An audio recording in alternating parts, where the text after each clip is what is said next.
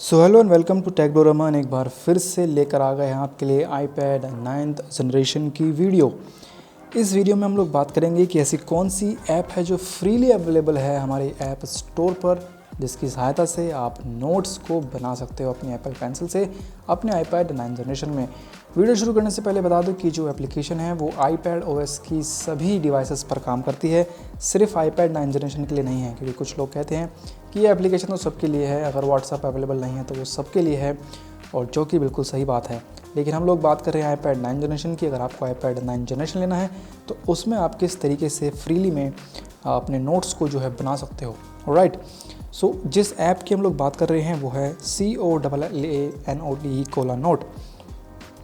यहाँ पर आप जाएंगे तो कुछ इस तरीके का आपको इंटरफेस देखने को मिलेगा, और थोड़ी सी ब्राइटनेस बढ़ा लेते हैं। राइट, सो कुछ इस तरीके की ये जो एप्लीकेशन आपको देखने को मिलेगी। ये वीडियो थोड़ी सी बड़ी हो सकती है, इत्मीनान से आपको इसके सारे टूल्स के बारे में बताया जाएगा। तो इस वीडियो को आप कोला नोट के ट्यूटोरियल के फॉर्म में भी ले सकते हैं। राइट, अगर आप कोला नोट चलाना सीखना चाहते हैं तो उसका ट्यूटोरियल की तरह इस वीडियो को भी ले सकते हैं। राइट, तो इसमें सबसे पहले आपको नीचे जो है ऑप्शन मिल जाते हैं quick note, new note, import PDF या न्यू फोल्डर। तो यहाँ पर मैं न्यू फोल्डर बनाता हूँ। यहाँ पर आप लिख सकते हैं, यहाँ पर हम नाम देते हैं न्यू। तो देखिए न्यू करके हमारा ये फोल्डर बन चुका है। तो हम चाहते हैं हमारे इस न्यू फोल्डर में, जस्ट क्लिक ऑन इट। तो यहाँ पे आपको ऑप्शन मिलेगा न्यू नोट का। तो इस पर क्लिक करने के बाद अपने जो नोट्स का नाम है उसको दे दीजिए। जैसे कि मैं अपने नोट्स का नाम दे देता हूँ नोट्स 1। यहाँ पर नोट्स 1 नाम आ चुका है, और यहाँ पर आप देख पाएंगे तो पेज का टाइप आप चुन सकते हैं, आपको कौन सा पेज चाहिए। तो मैं लेता हूँ प्लेन पेज, और यहाँ पे square dots, engineer, grade line, बहुत सारे जो पेज के टाइप है आपको देखने को मिल जाएंगे।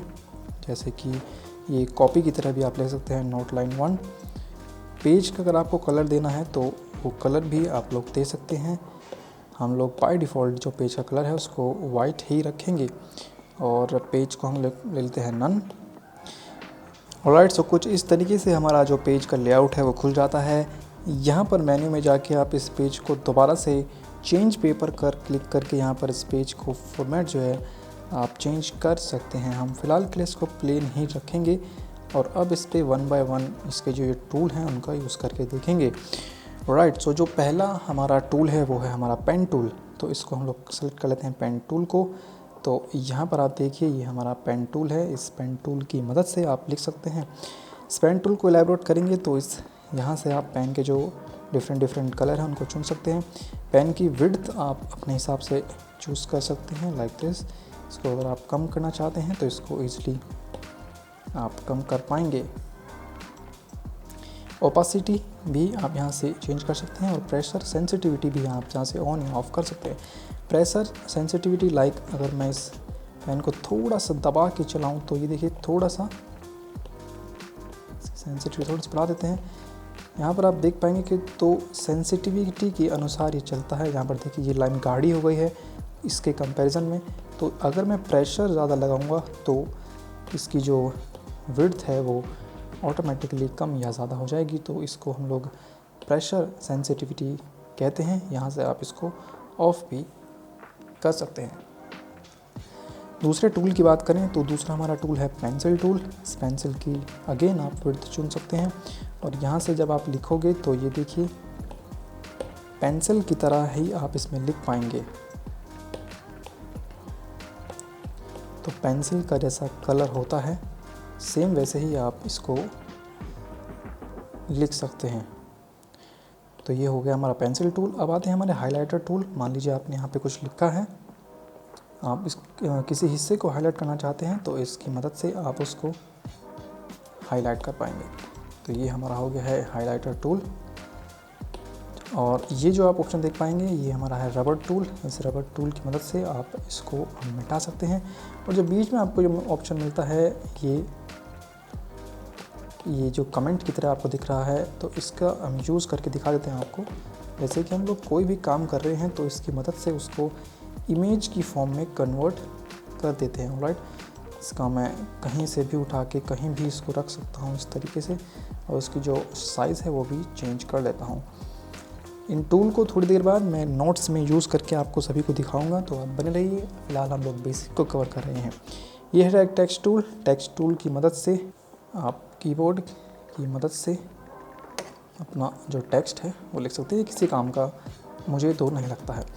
इसके बाद ये वाला टूल आप देख पाएंगे। इस टूल की मदद से आपको देखिए लेज़र पेन मिलता है, यहाँ पे translate tool, fill tool, curve tool, इनका यूज़ हम आपको करके दिखा देते हैं।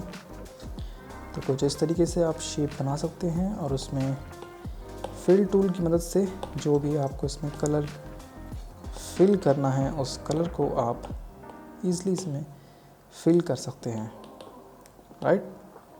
सो यहाँ पे हम लोग कलर देते हैं रेड, तो उस शेप में हमारी जो कलर है वो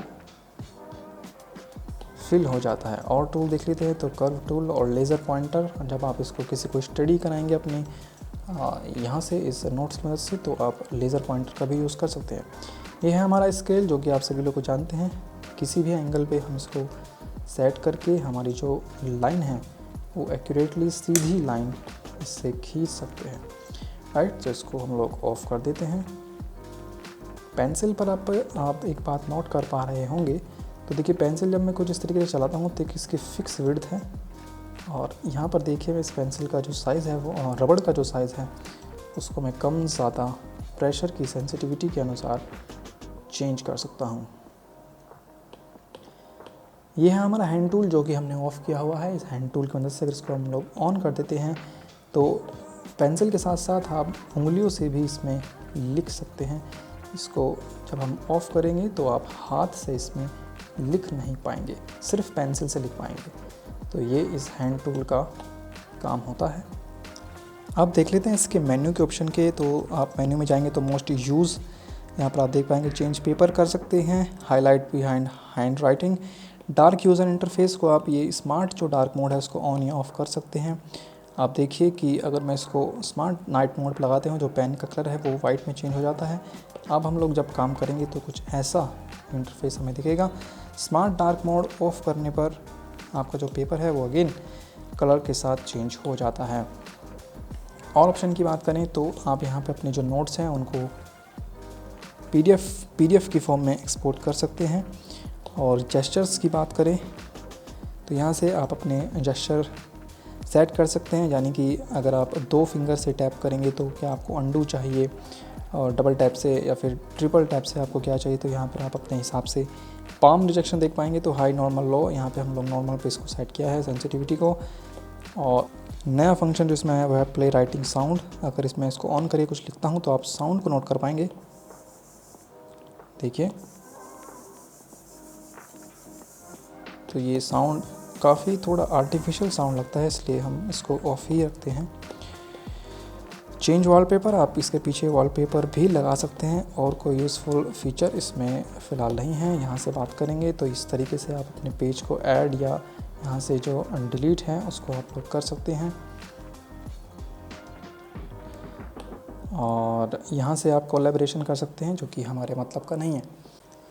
तो यहाँ पर डेमो के लिए आप देख पाएंगे तो ये हिंदी के नोट्स इस कोला नोट में हम लोगों ने बनाए हैं।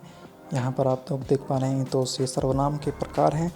यहाँ पर ये जो स्क्वायर शेप देख पा रहे हैं ये इस तरीके से बनाई गई है, जैसे कि आपको प्रश्न लिखना है और इसको बॉक्स में रखना है तो आप इस तरीके से होल्ड करके इसको जो है बॉक्स में कर सकते हैं। और इसको फिल करने के लिए हम लोग फिल टूल का यूज़ करेंगे और इसको आराम से फिल कर सकते हैं, ठीक। और इसको हम आसानी से मिटा भी सकते हैं। तो कुछ इस तरीके से आप अपने जो नोट्स हैं वो बना पाएंगे। यहाँ पर आप देख पाएंगे तो सर्कुलर शेप बना के आप उसमें कुछ लिखने के बाद सर्कुलर शेप से इसको फिल कर सकते हैं। जैसे कि ये विशेषण की विशेषता लिखी है, अगर मुझे इसको फिल करना है तो मैं इसको अपने कलर के अकॉर्डिंग इसको फिल कर सकता हूँ कुछ इस तरीके से। ऑलराइट, सो आप देखिए जो आप देख पाएंगे जो ये नोट्स हैं सिर्फ 5 पन्नों में काफ़ी इनका जो काम है वो हो रखा है। देखिए प्रकारों को कुछ इस तरीके से लाइंस बना के आप कर सकते हैं। लाइन बनाने के लिए आपको सीधी एक लाइन खींचनी है और ये जो लाइन है इसको होल्ड करेंगे तो ऑटोमेटिकली लाइन में कन्वर्ट हो जाएगी। इस तरीके से आप सर्कल बनाएंगे तो ये ऑटोमेटिकली सर्कल में कन्वर्ट हो जाएगा और कोई भी शेप हो सकती है जिसको आप ईज़िली बना सकते हैं। फॉर एग्ज़ाम्पल अगर आप हार्ट शेप बनाएंगे तो ये भी ऑटोमेटिकली हार्ट शेप कन्वर्ट हो जाएगी। अभी हम लोग एक यूज़फुल टूल के बारे में बात कर रहे थे, वो है हमारा ये वाला टूल। देखिए ये टूल का यूज़ देखिए आप किस तरीके से कर सकते हैं। देखिए अगर हमें ये जो क्रिया वाला काम है इसको छोटा करना है तो आप इस पूरे को सेलेक्ट कीजिए, तो अब ये एक इमेज की फॉर्म में कन्वर्ट हो सकता है। इसको यहाँ से उठा के मैं पहले पेज पे रख सकता हूँ, दूसरे पेज पे ले जा सकता हूँ, तीसरे पेज पे आ सकता हूँ।